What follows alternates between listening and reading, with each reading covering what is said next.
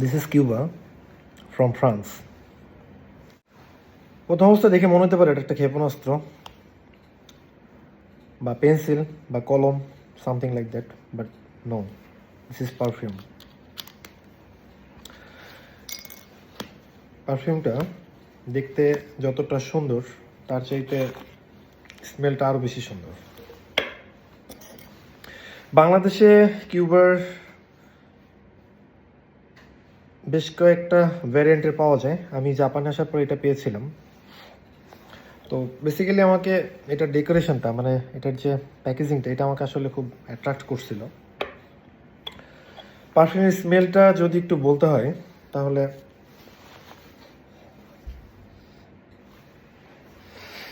Aromatic, খুবই aromatic ব্যাপারটা।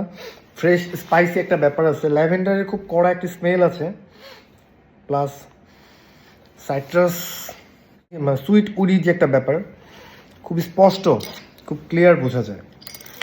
বাংলাদেশে যে ভ্যারিয়েন্টগুলো পাওয়া যায় এটার যে স্মেলটা এতটা অ্যাকিউরেট না, বাট জাপানে আসার পরে আমি যেটা পাইছি হাতে আর কি, এটার স্মেলটা এতটা অ্যাকিউরেট এবং এতটা প্রজেক্ট করে, এটা আসলে বাংলাদেশেরটা করে নাই।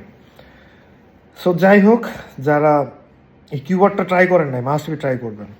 লুকস লাইক এ চুরুট, খুবই স্টাইলিশ একটা পারফিউম।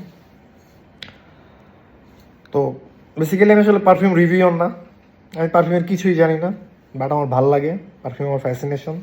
সো সেই জায়গা থেকে দুটা কথা বলার চেষ্টা করি।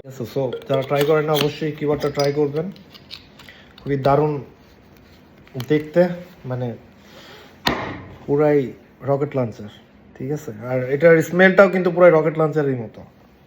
So see you next time.